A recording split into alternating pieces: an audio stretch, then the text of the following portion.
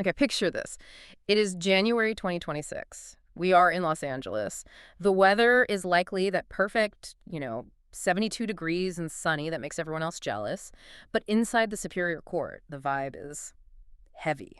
There is a massive legal battle unfolding right now that could legitimately change the architecture of the internet forever. It sounds like hyperbole, I know. We say this changes everything a lot in tech, usually about a new phone screen. But in this specific case, it really isn't hype. We are looking at a fundamental shift in how society, and specifically the law, views technology. Exactly. And that's our mission for this deep dive. We are looking at social media on trial. Right. We aren't just reading headlines here. We've pulled a massive stack of court documents, settlement analysis, and expert reports on what is arguably the most significant tech litigation of the decade. We need to understand the pivot, the shift from blaming the user for what they see to blaming the architect for how they built the house. That's the crux of it. For 20 years, the narrative has been about user responsibility. Don't click that. Watch your screen time, or, where were the parents? Now, we are seeing a rigorous legal argument for product liability. It's a completely different framework. So let's set the stage. We have court filings from this KGM lawsuit. We have news on sudden settlements by TikTok and Snap, and reports on the trials involving Meta and YouTube. But before we get into the nitty-gritty of the algorithms, help us understand the scope here. Why is this one case in LA such a big deal? Why is everyone staring at this one courtroom? Well, to understand the stakes, you have to understand the concept of a bellwether trial. A bellwether? Right. What, like the sheep? Yeah. With the bell? Exactly like the sheep with the bell on its neck that leads the flock. In complex litigation, when you have thousands, literally thousands of people suing over the same issue, the courts can't try them all at once. It would jam the system for a century.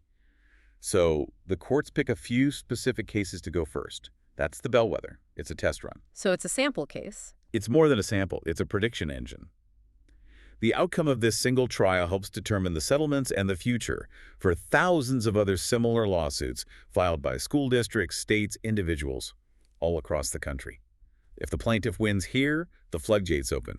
If the companies win, the other cases likely just collapse. High stakes. So who is the David in this David versus Goliath situation? The plaintiff is a 19-year-old identified in the documents only by her initials, KGM.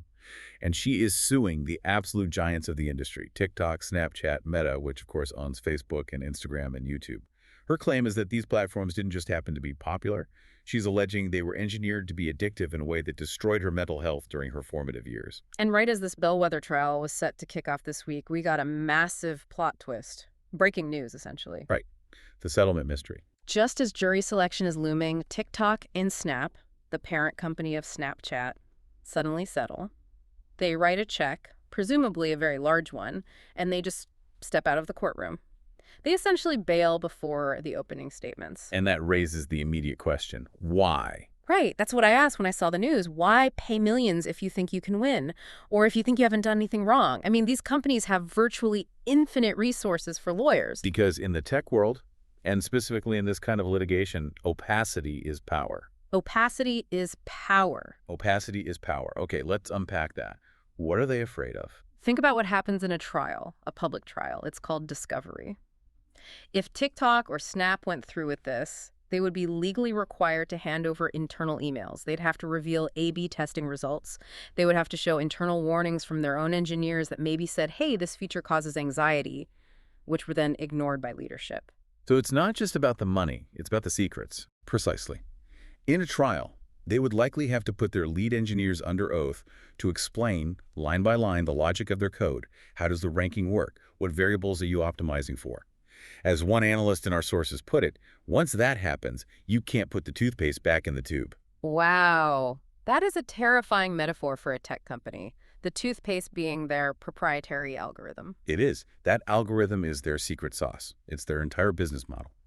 By settling, they sign strict non-disclosure agreements. They pay the money, sure, but there is no admission of guilt, and most importantly, no public audit of the algorithm. They keep the black box closed. But here's the interesting contrast. Meta and YouTube are not settling. They are going to trial. Jury selection has started. Why the different strategy? Are they just more confident? It's a high-stakes gamble.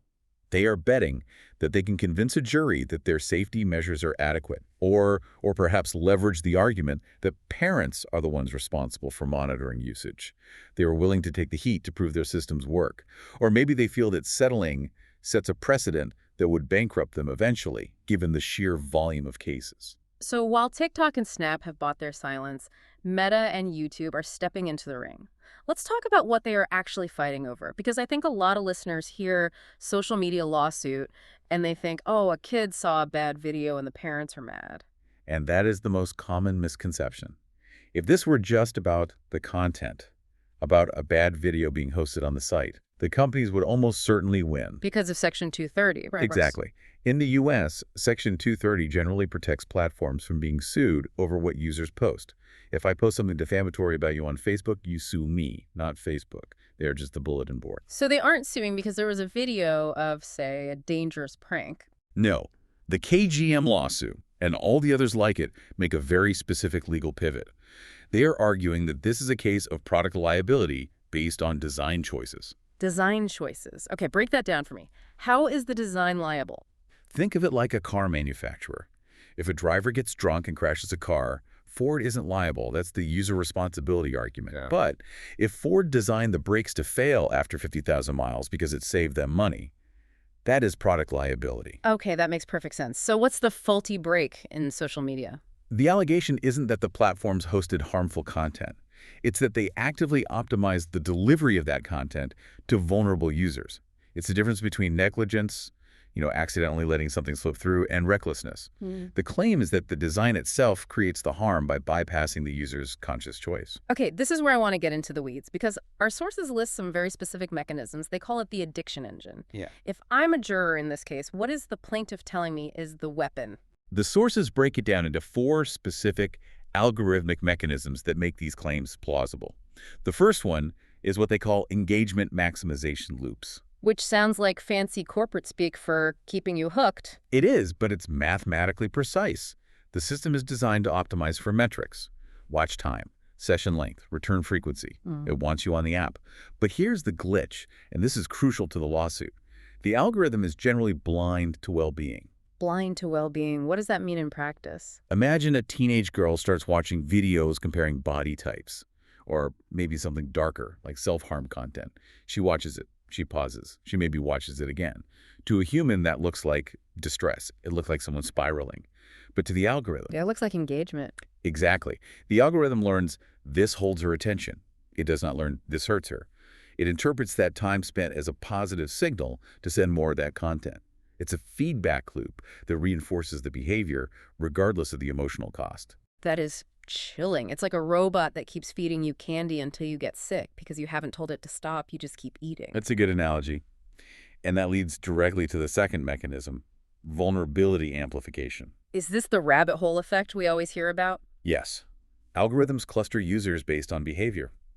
If a user, particularly a young one, starts engaging with content about anxiety or loneliness or insecurity, maybe late at night, the system identifies a pattern. It doesn't just show them the same stuff. It often funnels them toward more extreme versions of that theme. So you start with, I'm feeling a bit sad, and 20 minutes later, the algorithm has walked you down a path to, the world is hopeless. Correct. The lawsuit alleges that this creates a distorted worldview. The feed literally changes the user's reality. It amplifies their vulnerability because that is what keeps them scrolling. The more emotional the reaction, fear, outrage, sadness, the higher the engagement. And the third mechanism mentioned in the source material seems specifically targeted at visual platforms like Instagram or TikTok. Appearance-based ranking. This is a huge part of the case, especially regarding teenage girls. Visual platforms use computer vision AI that can see the image to rank faces and bodies. Wait, hold on. They actually rank the bodies. Like, this person is attractive, show them more. In a sense, yes. They rank the engagement that certain types of bodies get. And the data shows that idealized appearances filters, specific body types, adherence to conventional beauty standards, get more engagement. So the algorithm promotes them aggressively. So even if I don't follow models, my feed is going to be full of them because the algorithm knows that's what keeps people looking. Yes. And the sources reference leaked internal research from Meta, this is from a few years ago, showing that they knew about this. They knew teen girls were disproportionately harmed by this social comparison, and that body dissatisfaction increased with usage. But the design remained because it drove the metrics. That's the recklessness part you mentioned earlier, knowing the harm and doing it anyway. Precisely. It's the difference between an accident and a choice. And the fourth mechanism is perhaps the most insidious because it's so invisible. Infinite scroll and the lack of stopping points. I mean, we all know the scroll. You just keep flicking your thumb. It feels natural now. But it's not natural, it's engineered. Think about traditional media. A TV show ends. A chapter in a book finishes. There's a stop signal, a moment of friction where your brain can say, okay, I'm done. Right. Episode over. You have to actually get up or press a button to continue. Social media removed the stop signal. This is what the experts call deliberate retention engineering. For a developing brain, specifically an adolescent brain that doesn't have fully developed impulse control, this is continuous stimulation without recovery. There is no friction. You are never done. It's interesting you mentioned retention engineering. I've heard people compare it to binge watching, but even Netflix asks, are you still watching? Eventually. Exactly. Netflix introduces friction. The infinite scroll removes even that tiny hurdle. And the lawsuit argues this isn't an accident. It's a trap designed to bypass human willpower. Well, They are hacking the dopamine system. so we have these 4 pillars of the addiction engine: engagement loops, vulnerability amplification, appearance ranking, and infinite scroll. That's the case against the design. But let's zoom out a bit. You mentioned this KGM case is a bellwether. Is this happening in a vacuum? Far from it. If you look at the legal landscape in 2026, it is absolutely flooded with litigation. The KGM case is just the tip of the spear. What else is out there? Well, right now, simultaneously, there's a trial in New Mexico against Meta, and that one is even darker. It's regarding child sexual exploitation. Oh, wow. Okay, how does that tie into the algorithms? The argument there is that Meta prioritized engagement over safety features, which enabled predatory contact.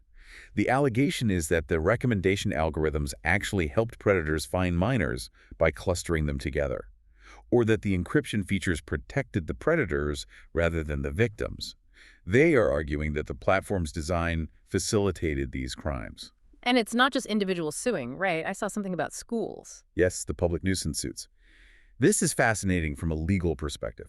You have hundreds of school districts, massive ones like New York City, and entire states like Minnesota suing these companies. But what is their argument? I assume schools are annoyed that kids are on their phones in class, but you can't sue for annoyance. No, it's about damages, Sure. real money. They are arguing that social media has fueled a mental health crisis that is actively draining public resources. Draining resources how? They are saying we have to hire more school counselors to deal with anxiety and depression. We are dealing with record rates of lost sleep leading to poor performance. We are hiring more security for behavioral issues.